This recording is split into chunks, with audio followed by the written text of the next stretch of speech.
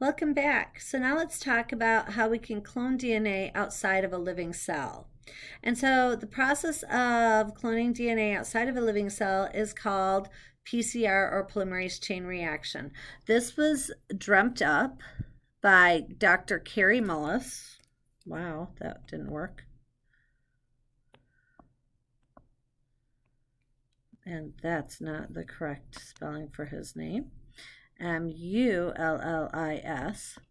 So Dr. Carrie Mullis was a surfer.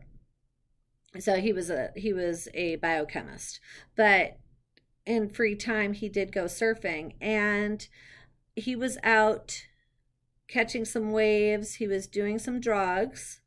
I believe the drug that he was using at the time was LSD.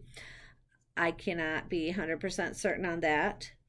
And sometimes, drugs make you think some crazy things. Well, in this case, he actually thought up of a way to produce DNA clones outside of a living cell. And so this takes the bacteria that we're growing our insulin in and throws it out. Now we can make it without those bacterial cells, so we don't have to select the cells. We don't have to grow the cells and then extract the DNA. Now we're just growing that gene in a test tube, basically. And so polymerase chain reaction creates billions of copies of a segment of DNA. So a gene segment, it could just be a segment of DNA, but we also do this with genes. And then we can amplify that DNA sequence in a very short period of time. So it doesn't have to be a gene. It can just be a random sequence of DNA as well.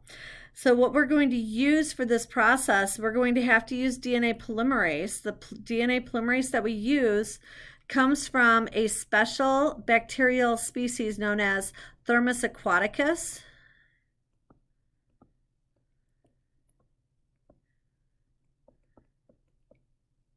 Thermus aquaticus is a heat-loving microbe, and so we need their DNA because we have to heat the DNA that we're going to amplify up. And the DNA polymerase is an enzyme, and what happens to enzymes when they get heated up? If you remember from like chapter 2, we talk about proteins. They denature in very hot temps. And the term denaturation means break down. So it changes shape, doesn't function anymore. So we're going to use this special Thermus aquaticus DNA polymerase that is going to be able to be used in very hot temperatures. We're also going to add our DNA nucleotides that we care about. And then once we do that, we add some other molecules, and then we run PCR. And so for PCR to run, there are 3 steps: denature, anneal, and extension. So denaturation is when the DNA is separated. So remember, DNA is a double-stranded molecule bonded together. We separate the strands. So we break the hydrogen bonds between the strands of DNA. Then we anneal the RNA primer and DNA polymerase. And then we allow DNA polymerase to produce the new strand.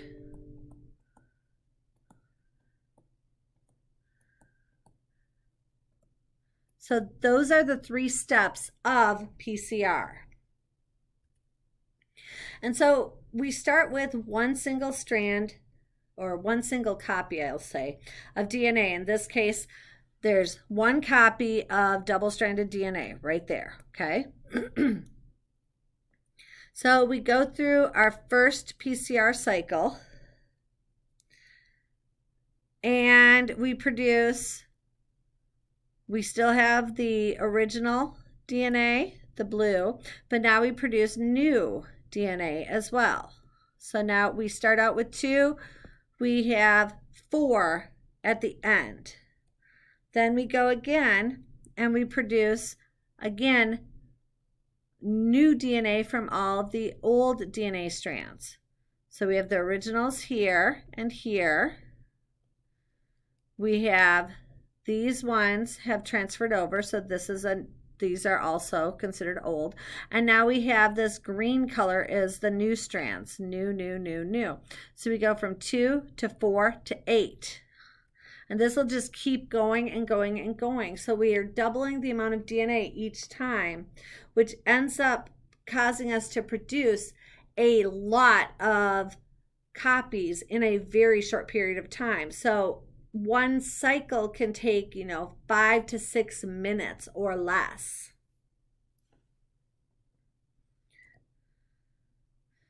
And so this is just going on. It shows each cycle. And typically you go through, about 50 cycles. And then you're going to have all of this DNA that you care about. And let me go to the next slide.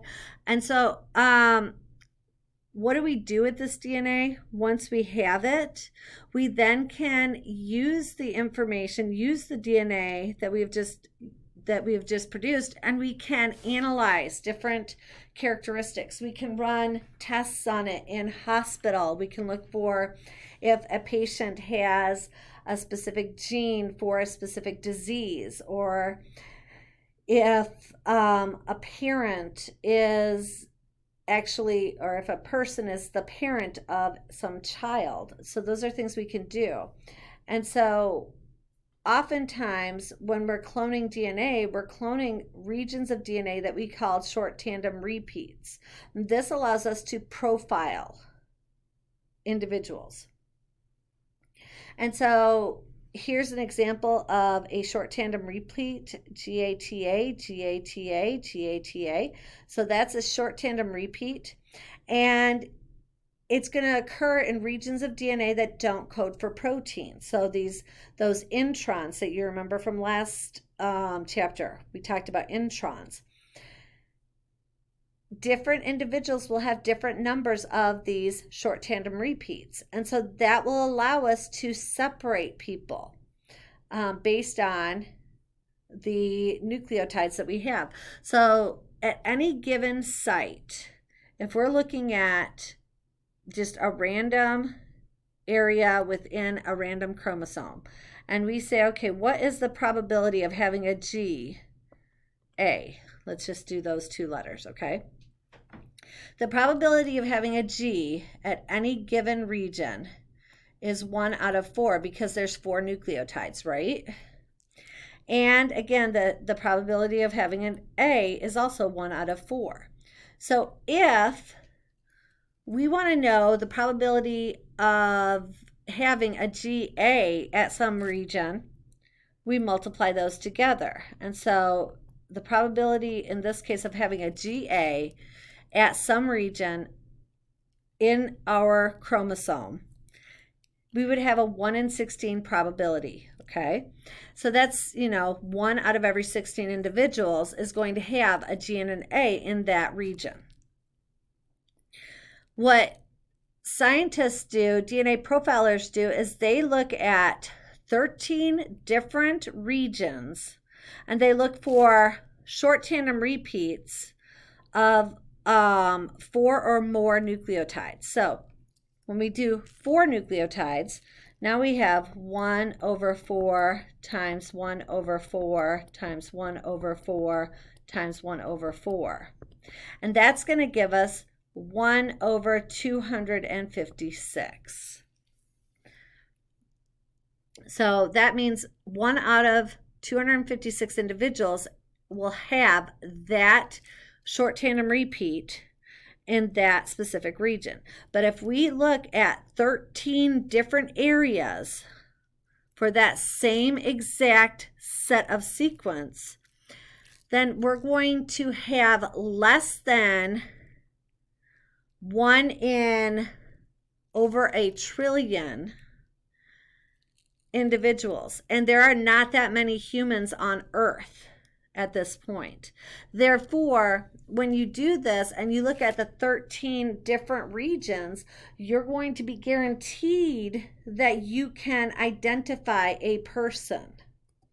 And so we can look at different fragments or different regions of DNA, and then we can run them on a gel and actually look at the gel and look at the individual characteristics, and we can match them up. And we can say, oh, this individual has this gene for this disease, or this individual does not have the characteristics or the genes that would code for producing this child.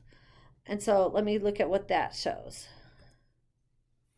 So here we're looking at paternity. So we have mom and we have child.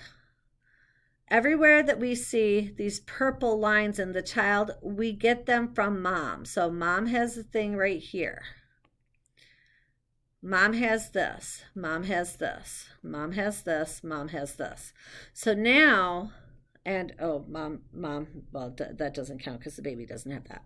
So now we have to look at the two people that could potentially be the child's dad. So male number 1 has these two characteristics. These two, he's heterozygote or heterozygous for whatever this characteristic is.